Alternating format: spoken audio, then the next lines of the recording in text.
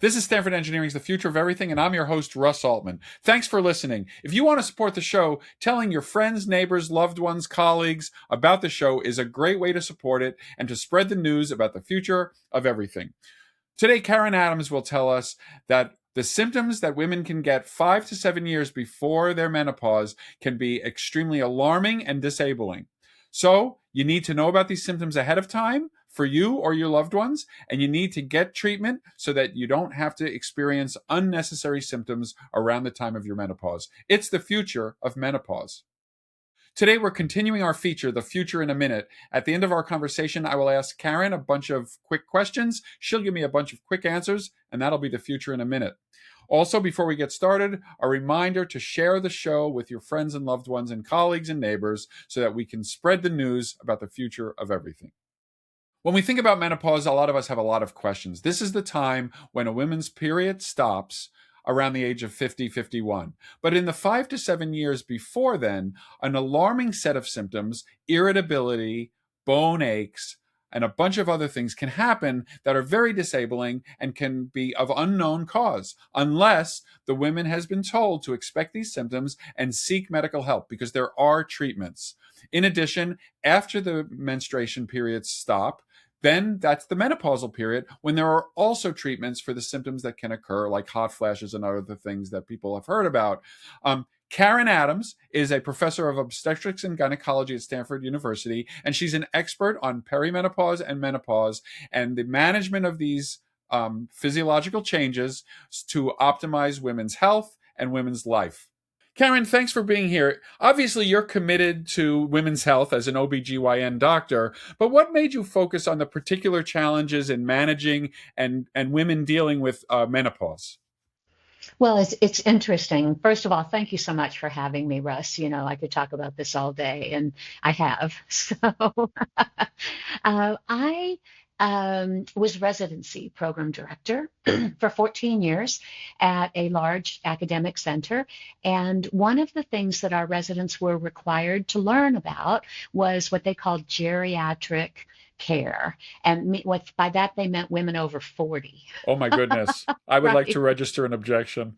Oh my goodness. And so, right. And all of our residents were learning everything about contraception and about delivering babies and doing surgery, but we didn't have a clinic focused on the needs of women over 40. And this was a good 20, 25 years ago. And as a good program director would do, I said, okay, I'm going to create that. So I created it, I staffed it, and that was how I started really digging into this area of medicine, and it's been my career ever since. Great. So let's start out with a little tutorial about what everybody should know about menopause. Some people know a lot about it, but some people, especially men, might not even want to hear about it. But I think it's time for everybody to know the basics. So what do we need to know about menopause? When does it happen? Why does it happen? And what are the health effects? Okay. And I love that you brought in the partners because, you know, I always think this is so important for women and the people who love them. Exactly. And that's basically everyone. And I also want to say that I know a lot of people with ovaries do not identify as women. So I'm going to be saying women, but what I really mean is people with ovaries. And so I will try to say persons as much as I can. So the definition of menopause is no period for a year. And on average, that happens around age 51. But that doesn't happen like flipping a light switch, right? It's not like people are having periods every month and then all of a sudden they just go away. So we've called this the menopausal transition, and it starts at the beginning of perimenopause. Perimenopause are those years leading up to that final menstrual period, and perimenopause can last 4 to 7 years, and so can be starting kind of in the mid 40s. It's the time when women are the most symptomatic. And often they're still having periods. And so it can be very confusing because they're all of a sudden having mood disorders or Oh, difficulty sleeping or hot flushes. And they go to their clinician, and the clinician says, "Are you having periods?" And they say, "Yeah." And the clinician says, "Well, I don't know. Then we need to send you to the sleep center or put you on an antidepressant." And what we're really trying to get the message out there is that sometimes we need to connect those dots and say, wow, this could be hormonal. This could be yes. perimenopause. So So one of if the, I can just interrupt for a second, I'm sorry, sure. because I'm not sure I fully appreciate this. Do you mean that not only do the periods continue, but they may even continue at the same frequency and regularity as when the woman was in her 30s? Mm. It can be that way. The symptoms can precede the changes in the cycle. Okay, Eventually, the cycles will change because what we know when a woman is having a period every month, what that means is that her brain is sending that signal to her ovary every month. And the brain is talking to the ovary, and the ovary is responding. And the ovary is making estrogen, goes up, comes down. She ovulates, makes an egg. The progesterone goes up, comes down, she has a period. The whole thing starts over again every month. It's cyclic, it's predictable, it's very regular. What happens in perimenopause is the brain is still sending that signal to the ovary the way it always has, but the ovary is aging. And as the ovary ages, it responds less and less consistently to the signals that the brain is sending. So okay, basically, it just sits there and goes, yeah, no, I'm not okay. doing it. And then it wakes up and it makes a big surge of hormones, and that it's completely unpredictable. You never know. And eventually the periods start changing. But that's what drives those symptoms is all that crazy dysregulation of the hormone cycling. Gotcha. And just to cross our T's and dot our I's during that period, it is possible to become pregnant when you are having these periods in the perimenopausal period. You can get pregnant. Super important point. Thank you for bringing that up. Absolutely. And until they've gone an entire year without a period, they need to be thinking about contraception. Okay. So now you hinted at some of the symptoms, but I think it's worth discussing the symptoms because especially people who are listening, as you said, who are either experiencing this or love somebody who's experiencing this. What are the kinds of subtle changes that might be indications that this is a normal beginning of the perimenopausal period, and then what should they do about it, other than go to clueless physicians who might not realize what's happening? Right. And I And say that with not a lot of love for my fellow physicians. And we're working on that. We are really out there trying to educate clinicians, and we can talk about that. And not always so subtle symptoms Oh, either. That's the part that can be so distressing for women in their 40s because, and again, on average in their 40s, because they're still having periods and, they're kind of firing on all cylinders. They've got kids, maybe they've got teenagers, maybe their parents are aging, maybe they're really coming into their own at work and they're taking on more responsibility. And all of a sudden, they start feeling depressed or irritable, more commonly irritability or anxiousness. huh. There's a thing called perimenopausal mood instability, PMI, that is more common than PMS, but nobody's ever heard of it. I mean, we know about PMS, right? We Yes. all know about it. We talk about it. We know what it is. PMI, perimenopausal mood instability, is more common than PMS, but women don't know that that's what's going on. All of a sudden, they are so irritated with their kids or their boss, and they're just, kind of watching themselves be anxious or having a really short fuse, and they don't know what's going on. They think they maybe need to get divorced Yeah. or Yeah. Yeah. something. Yeah. And Do, really, it's perimenopause. do these symptoms tend to co-vary with the period? Because that might give somebody a clue that this is related to the menstruation. Because during the time that I'm bleeding, I'm also feeling irritable, or are these disconnected? Such an important point because with PMS, at least you know the week before your period, you're going to feel crummy. Right. And you can predict that and you can prepare for it. Because the cycles and the hormone fluctuations are so erratic and profound in perimenopause, and you never know from day to day to day if your hormones are going to be up or down or whatever, your symptoms are completely unpredictable as well. And that's why it's so distressing because they get up in the morning and they have no idea how they're going to feel. Right. Are they going to feel good or not good? Because there's no cyclicity to it. So, is it the case that we should be treating these women who are starting to have these symptoms, and what are the treatments? hmm We should be, and I will say, when people are going through this process, 100% of people have cycle changes. Their periods begin to change. We know that will happen. 80% of people get hot flushes and night sweats. About 70% of people get this perimenopausal mood instability.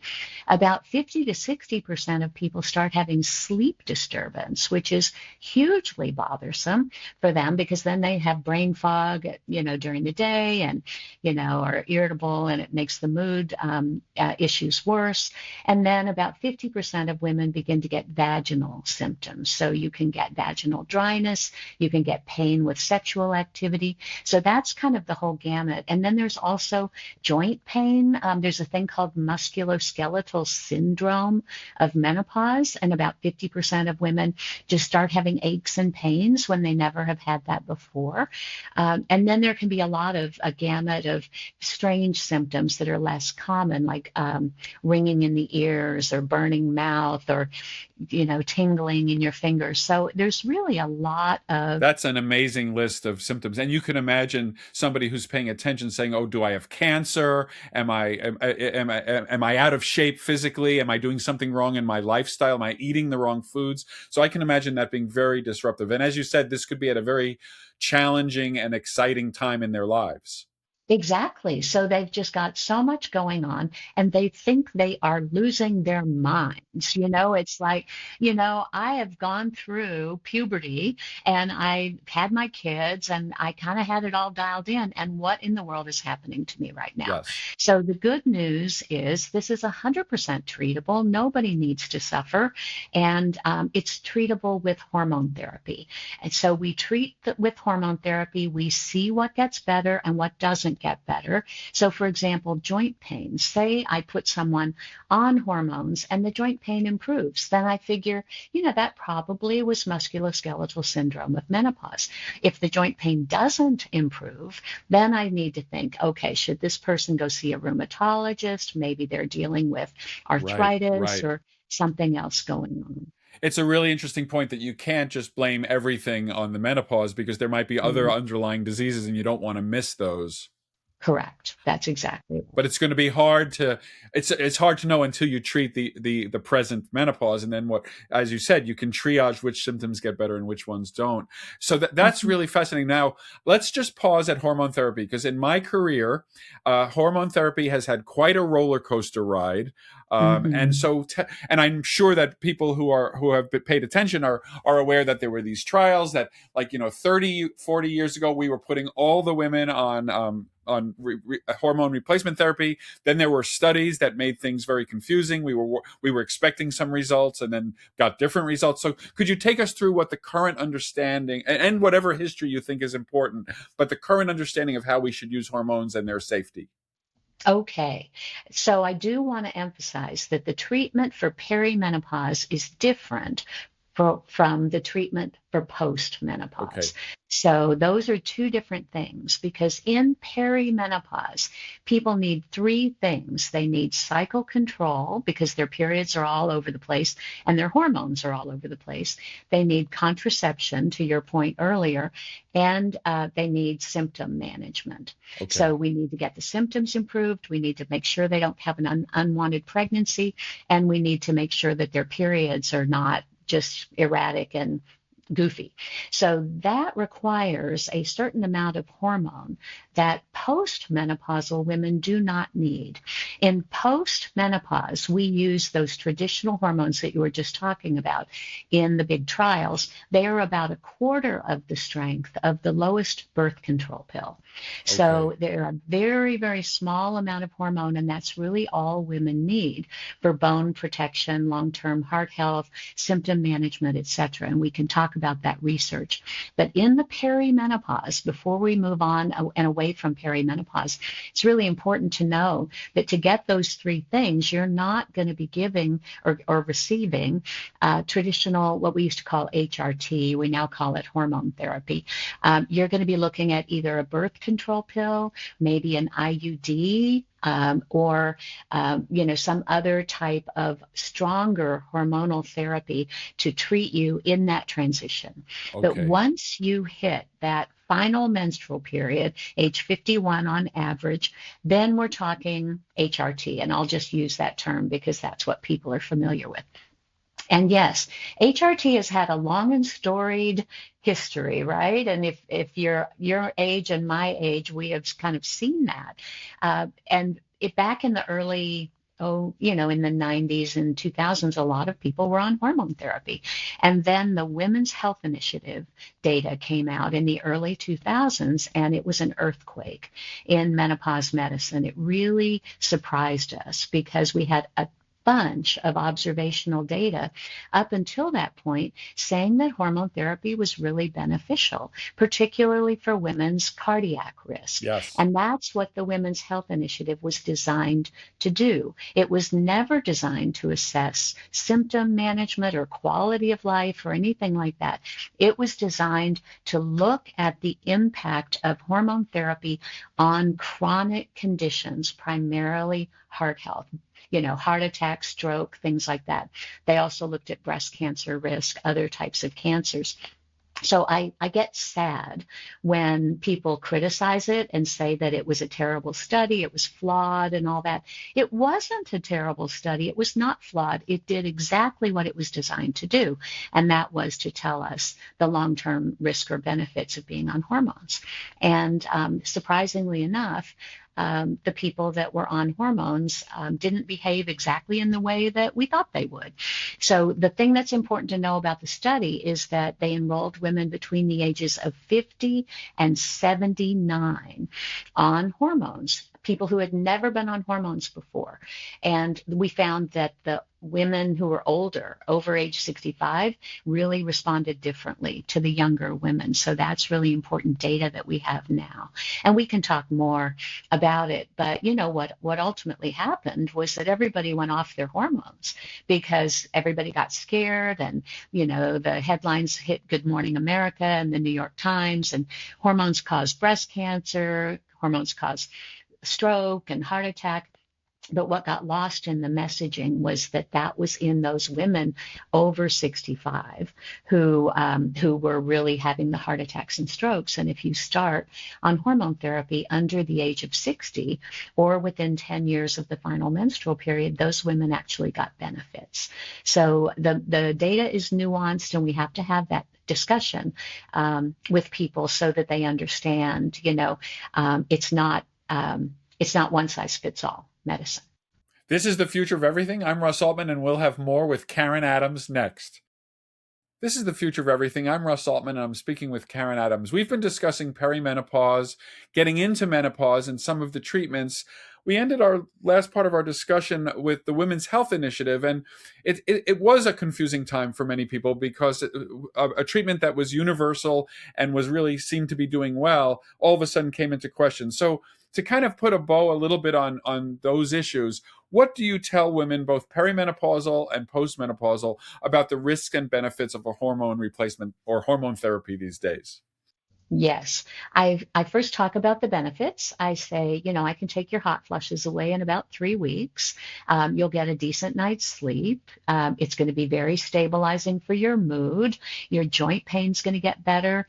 Over time, probably your brain fog will lift and your vagina will get happier because the vagina loves estrogen.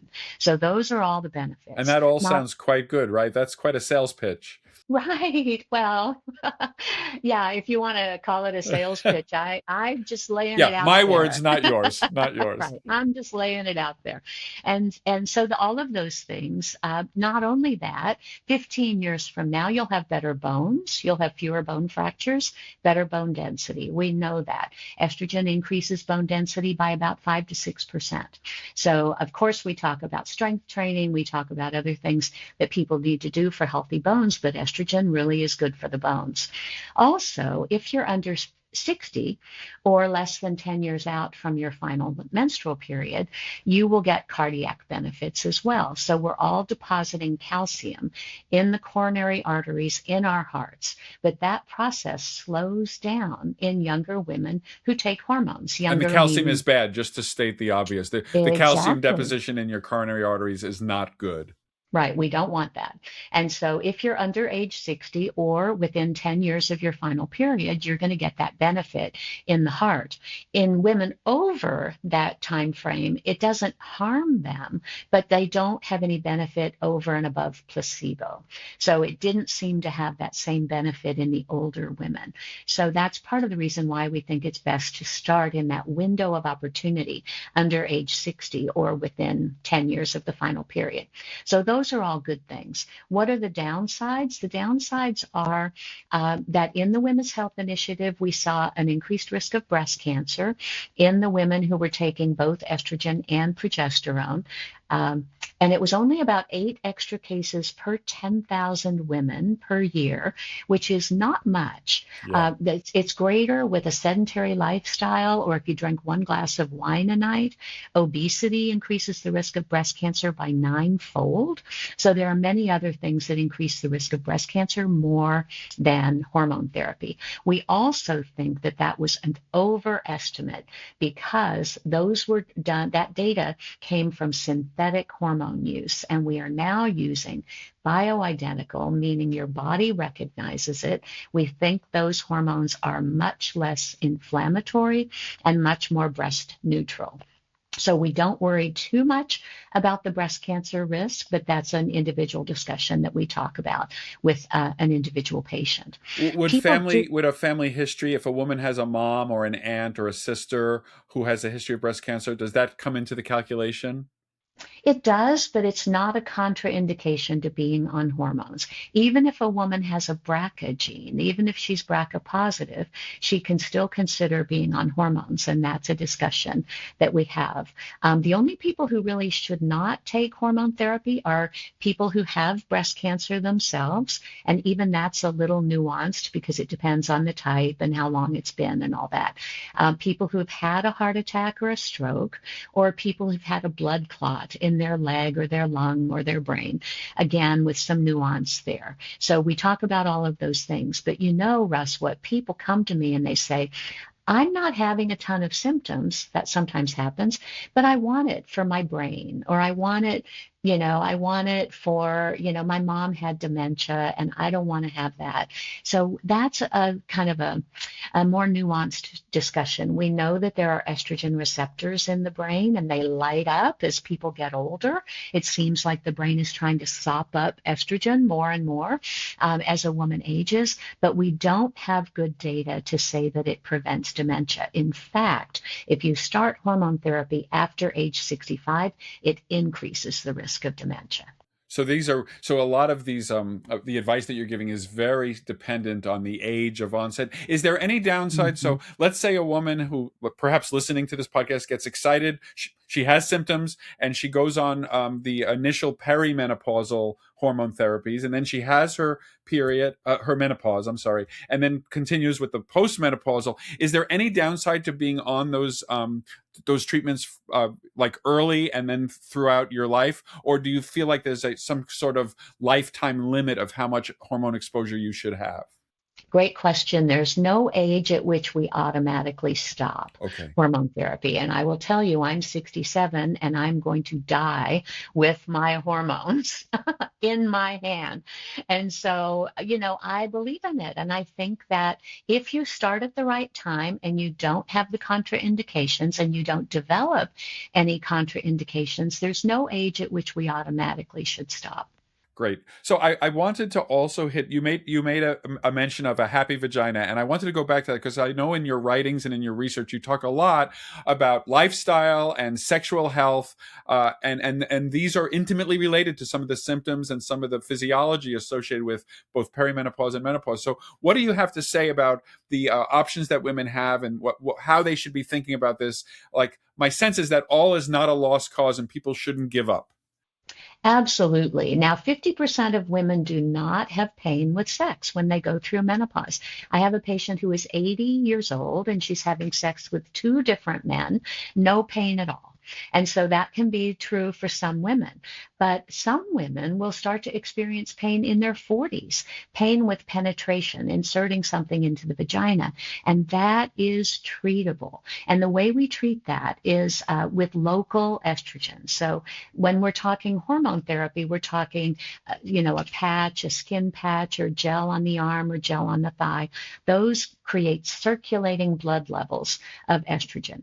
But the vaginal types of estrogen that are creams or a ring in the vagina or a tablet that goes in the vagina, those do not circulate estrogen levels in the bloodstream. So they are local effects only, and there is literally no contraindication for a woman to use that. Even if she's got breast cancer, even if she's had 2 heart attacks or something, she can still use local estrogen. And that's going to make the vagina happier and the bladder happier, because this thing called genitourinary syndrome of menopause is not just vaginal, it's also frequent UTIs, feeling like you have a UTI and you don't, that sort of thing. So those options are available to women, and it's important that they know that those are effective and safe. So two questions about that. Would those creams and topical ointments, would they be used in addition to systemic like pills for hormone therapy, or are they a alternative to taking the pill? Right, they can be used in addition. When people are on systemic hormone therapy, the patch or the gel on the skin that give you the circulating blood levels, you get about 70% improvement in the vagina with that. So a lot of people won't need it, but some people still need the additional vaginal treatments. And the other question I had, from a perspective of a man, is there any risk to a man having sex with a woman who's using the ointments in terms of absorption of the estrogens Mhm. during sex?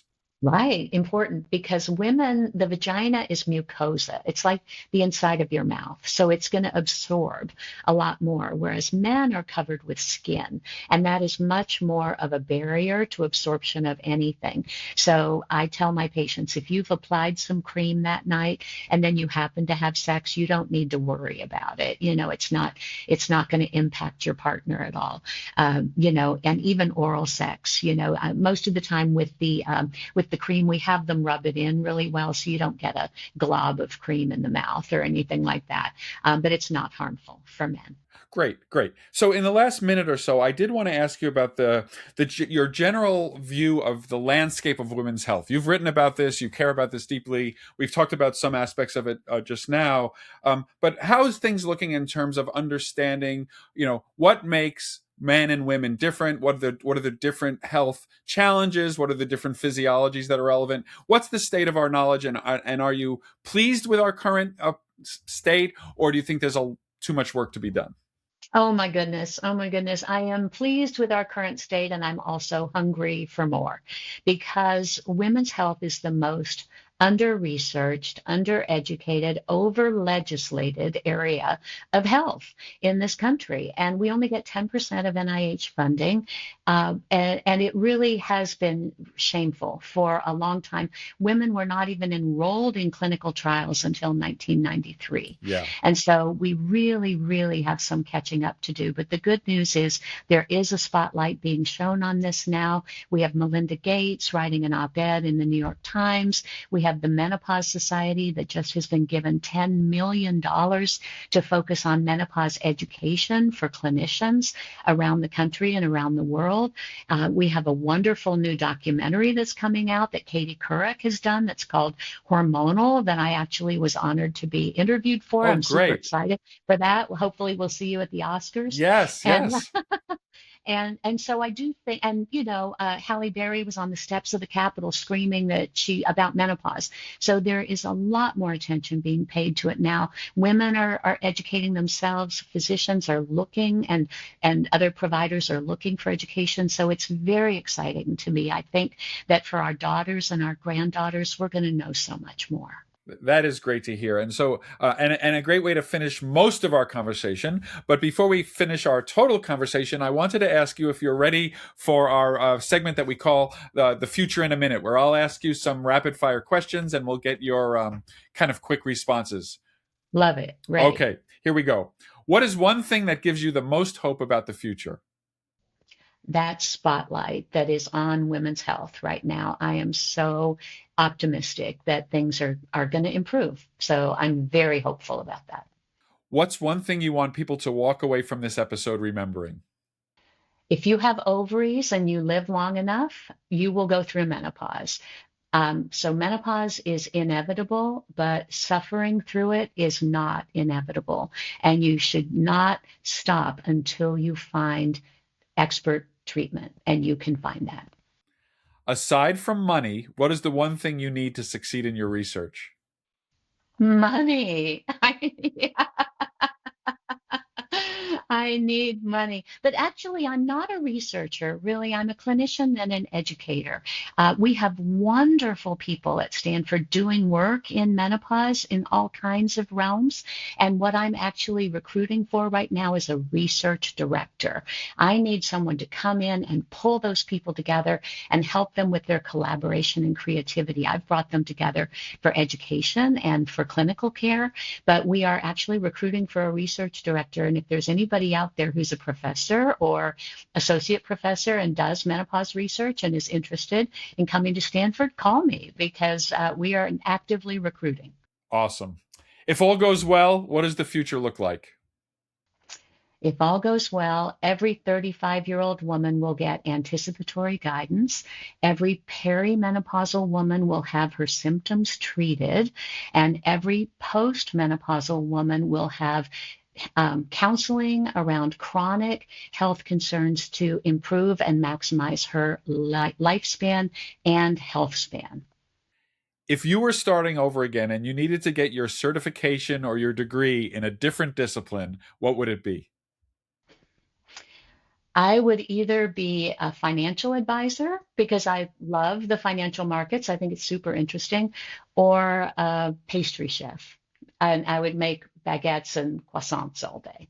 Both of those answers make me want to do a whole nother podcast. Thanks to Karen Adams. That was the future of menopause. Thank you for listening to this episode of The Future of Everything. Don't forget, we have a back catalog with more than 300 episodes that you can listen to forever on a wide variety of topics. We want to thank you for listening. And if you have a moment, we'd be really grateful if you would rate and review the show. We like a 5.0 if we deserve it. And the comments, we read every one of them, and it helps us think about new ways to improve the show. You can find me on many social media platforms, including LinkedIn, Threads, Mastodon, and Blue Sky. You can also follow the Stanford School of Engineering at Stanford School of Engineering, or more briefly, at Stanford ENG.